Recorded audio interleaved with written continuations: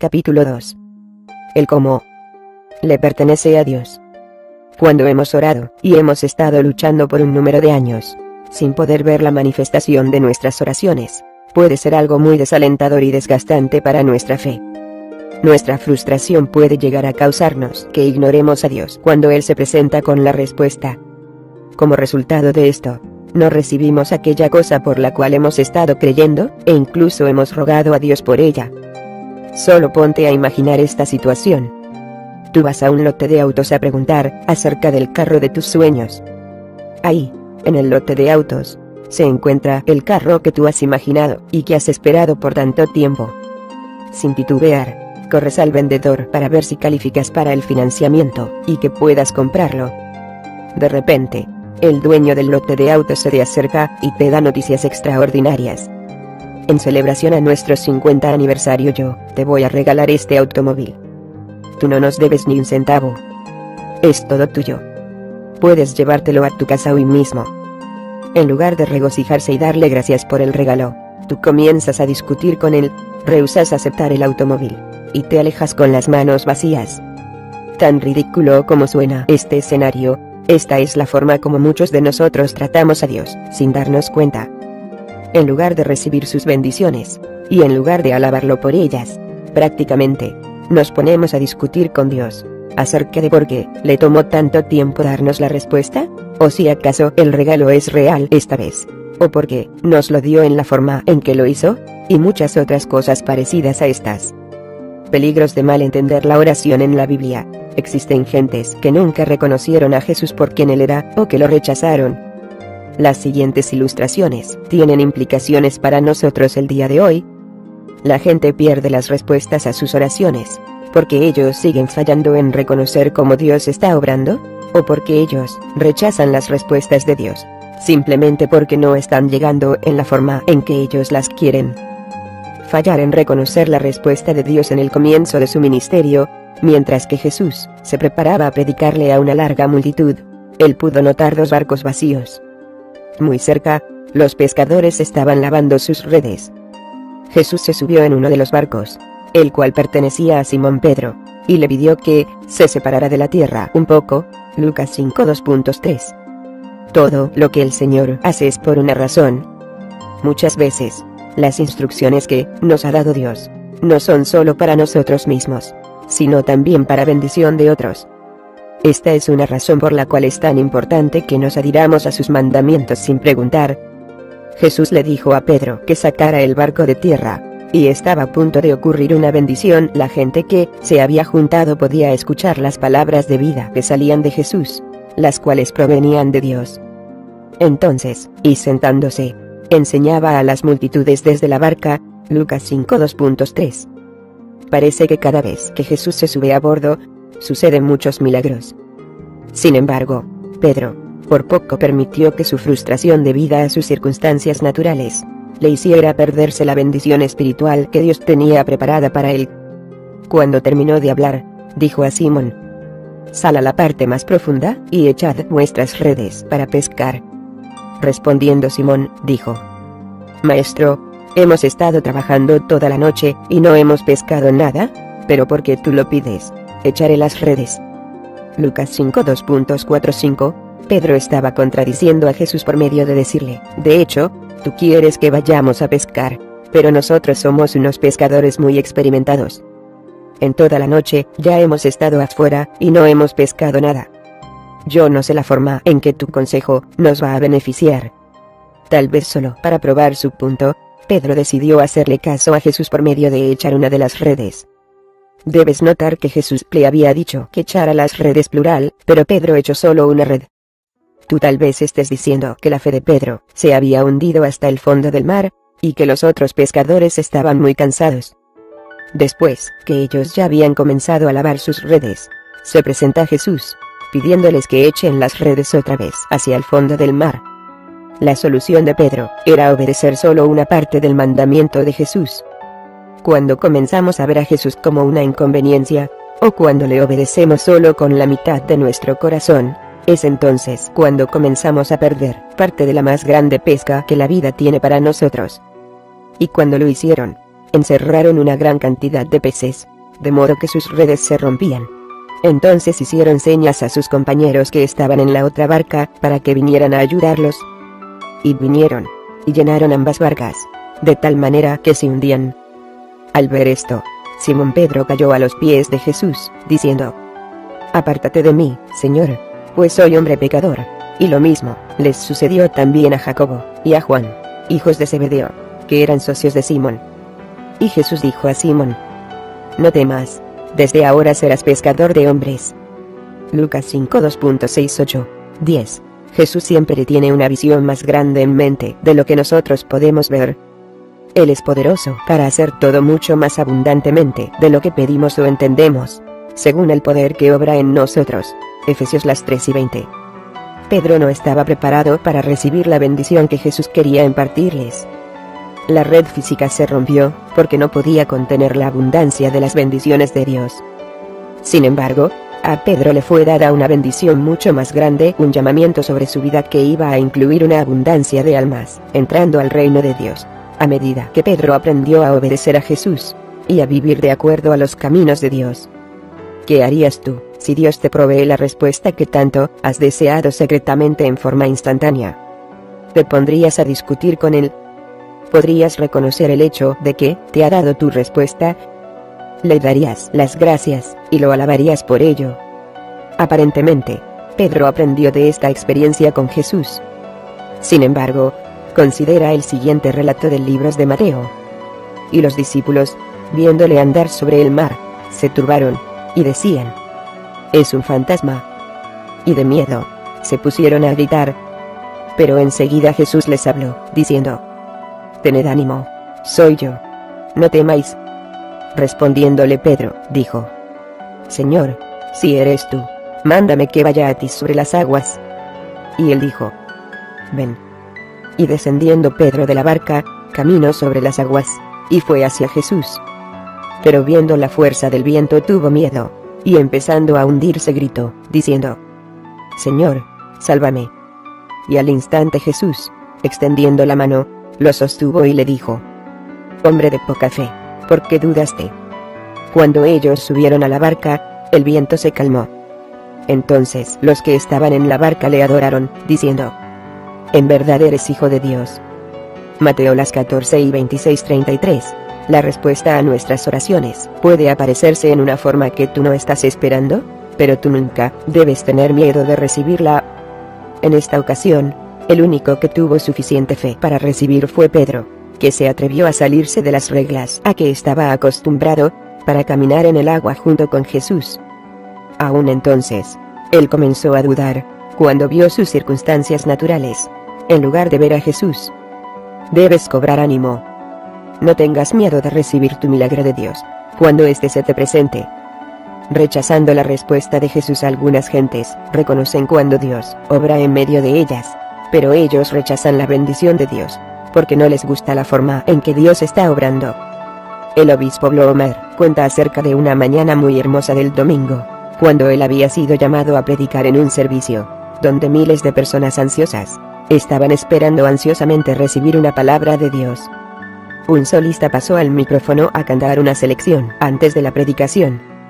Él no era un miembro de la iglesia, y ni siquiera un artista cristiano, sino se trataba de un cantante muy famoso de ritmos de blues, quien era muy bien conocido por sus éxitos y por su ritmo.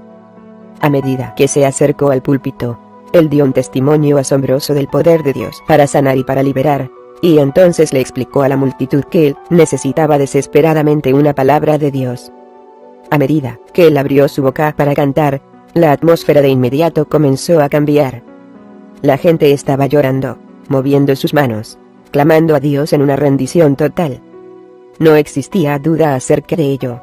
La unción de Dios se había presentado, había tomado control del servicio, y continuaba reposando como una nube muy delicada. Entonces, los ojos del obispo Blomer pudieron ver a un grupo de ancianos cristianos que estaban sentados hacia un lado, en medio de todo lo que estaba pasando, y ellos estaban sentados con sus brazos cruzados, como si estuvieran protestando en contra de Dios, por usar a alguien que no encaja ordinariamente en el molde de una persona digna de ser usada por Dios. ¿Cómo es que podemos orar a Dios, diciéndole: Señor, salva las almas, sana a los enfermos, pero cuando lo hace, comenzamos a quejarnos. Esta indignación de nuestra autojusticia es una de las trampas escondidas que el diablo usa para evitar que ganemos almas para Dios. Aun cuando oramos a Dios, no podemos decirle cómo debe contestar nuestras oraciones. El obispo Blomer muy frecuentemente le dice a su congregación, el cómo no es nuestro negocio. En otras palabras, la avenida que Dios usa para traer las respuestas a nuestras oraciones no nos concierne a nosotros. Simplemente, debemos orar y esperar, permitiendo que Dios haga lo que Él hace mejor, que es contestar nuestras oraciones de acuerdo a su voluntad divina. A través de toda la Biblia, la gente que ha dicho conocer a Dios, se ha perdido algunas de sus más grandes bendiciones, porque han rehusado reconocer a Dios, o porque han rehusado reconocer los caminos de Dios. Vamos a ver dos incidentes que se relacionan con esto, de la vida de Jesús. Los judíos volvieron a tomar piedras para apedrearle. Jesús les dijo: os he mostrado muchas obras buenas que son del Padre. ¿Por cuál de ellas me apedreáis? Los judíos le contestaron: no te apedreamos por ninguna obra buena, sino por blasfemia, y porque tú, siendo hombre, te haces Dios.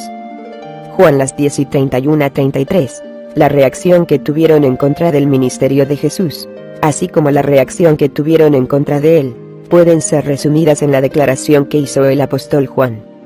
En el mundo estaba, y el mundo fue hecho por medio de él, y el mundo no le conoció. A los suyos vino, y los suyos no le recibieron. Pero a todos los que le recibieron, les dio el derecho de llegar a ser hijos de Dios, es decir, a los que creen en su nombre. Juan 1:2.10-12. No intentes matar tu bendición cuando se está presentando. Nunca te permitas poner límites a Dios, por medio de bajarlo al nivel humano. Él es Dios, y con Él, todas las cosas son posibles. Favor de ver Mateo las 19:26.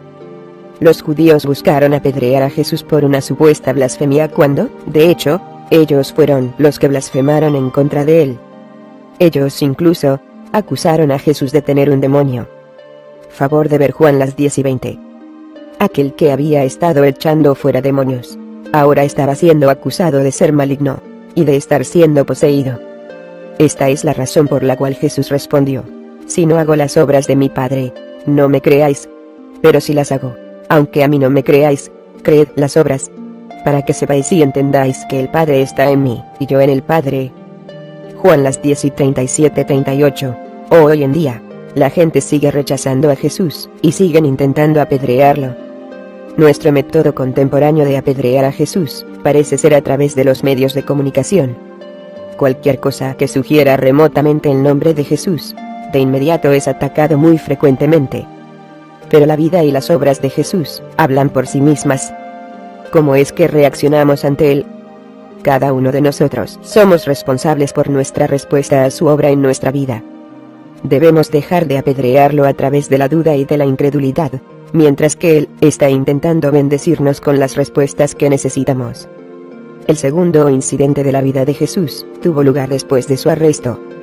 Y Jesús compareció delante del gobernador, y éste le interrogó, diciendo: ¿eres tú el rey de los judíos? Y Jesús le dijo: tú lo dices. Y al ser acusado por los principales sacerdotes y los ancianos, nada respondió.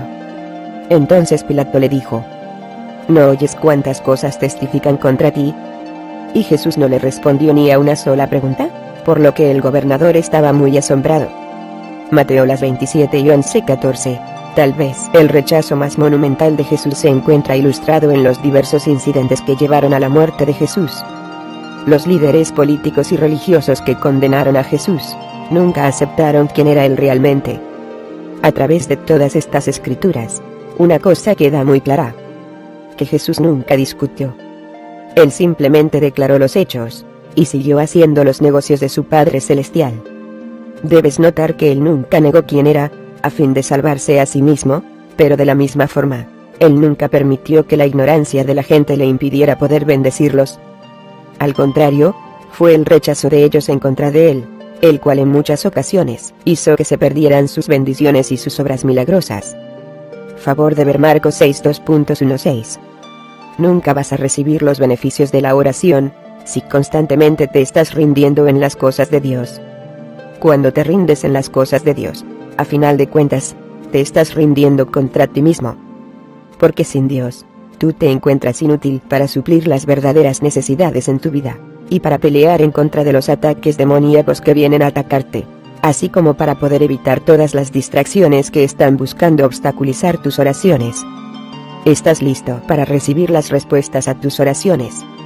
La palabra de Dios es un alivio hoy en día, tal y como lo ha sido siempre, pero la resistencia que ofrecemos para creer se convierte en un obstáculo para que podamos recibir. Cuando los niños van ante sus padres buscando que les den algo, ellos solo quieren saber una sola cosa. ¿Me lo puedes dar? ¿Sí o no? Una vez que el padre responde sí, los niños muy rara vez se quedan ahí para seguir preguntando, ¿cómo es que me lo vas a dar? Ellos están tan emocionados, porque el padre ha dicho sí, que el cómo ya casi no tiene importancia. En un sentido, es la actitud que deberíamos tener con Dios. No debemos menospreciar sus bendiciones, ni actuar como si siempre nos las mereciéramos, pero debemos verdaderamente confiar en Dios, por medio de creer que Él sabe lo que está haciendo, y que Él siempre tiene lo que más nos conviene en su corazón. A menos que los padres rompan sus promesas continuamente, sus hijos en forma natural, siempre van a tener fe en ellos, creyendo que ellos van a hacer lo que dijeron que harían. Dios es el máximo guardador de sus promesas. La suma de tu palabra es verdad, y cada una de tus justas ordenanzas es eterna. Salmo 119 2.160, pues su divino poder nos ha concedido todo cuanto concierne a la vida y a la piedad, mediante el verdadero conocimiento de aquel que nos llamó por su gloria y excelencia, por medio de las cuales nos ha concedido sus preciosas y maravillosas promesas, a fin de que por ellas lleguéis a ser partícipes de la naturaleza divina, habiendo escapado de la corrupción que hay en el mundo por causa de la concupiscencia. Segunda Pedro 1 2.3-4, mantengamos firme la profesión de nuestra esperanza sin vacilar, porque fiel es el que prometió. Hebreos 10:23, si Dios ha dicho que Él va a hacer algo, debemos confiar, y debemos creer que su palabra nunca va a fallar. Estando convencido precisamente de esto, que el que comenzó en vosotros la buena obra, la perfeccionará hasta el día de Cristo Jesús. Filipenses 1 2.6, la confianza no deja lugar para la duda, lo cual significa que no debes titubear, cuando estás creyendo que Dios va a hacer exactamente aquello que Él ha prometido. Dios no quiere que te desanimes mientras oras. Dios quiere contestar tus peticiones y tu clamor.